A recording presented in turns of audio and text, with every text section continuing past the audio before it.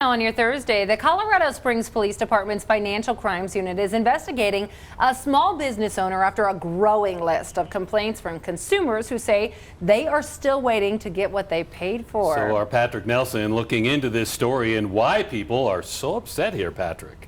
Good morning. You know, I tried to call the number listed for Sweet Addict Bakery and it goes straight to voicemail. And when you try to leave a message, it says the mailbox is full. Now, when you've paid money for a class or a product that hasn't been delivered, this is not what you want to see when you arrive at the storefront. A notice that the business that has your money is closed and is now the focus of a financial crime investigation. Now, here's a closer look at that notice that's on the front of the former Sweet Addict Bakery storefront near Stetson Hills and Powers. The Colorado Springs Police Department tells me it's in the early stages of this investigation, but the business owner next door says frustrated customers continue to show up.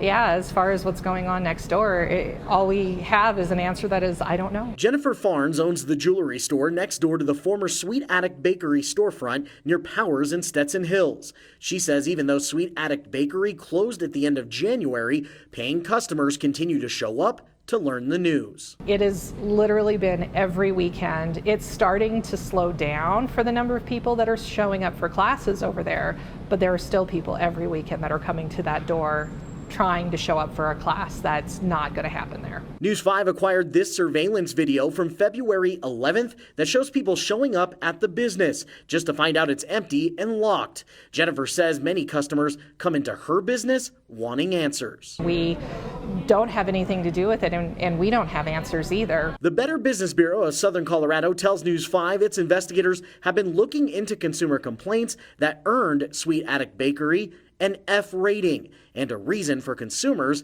to be careful, especially if there are still active links to make purchases from the business online. They're also going to see that there's a number of complaints open against this business and that there are other complaints that are under investigation.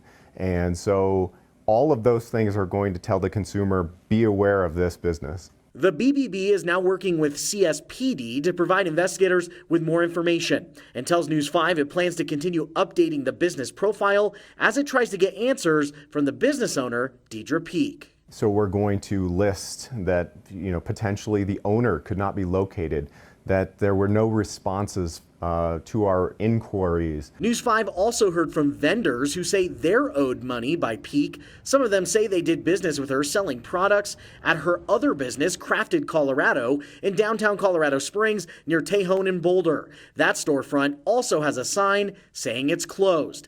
The investigators at the BBB say they'll continue to pass on new information to CSPD, and they're urging people to come forward who believe they've been impacted by what's going on. Do come forward, let the Better Business Bureau know that you've been taken advantage of or not gotten the product or service you need.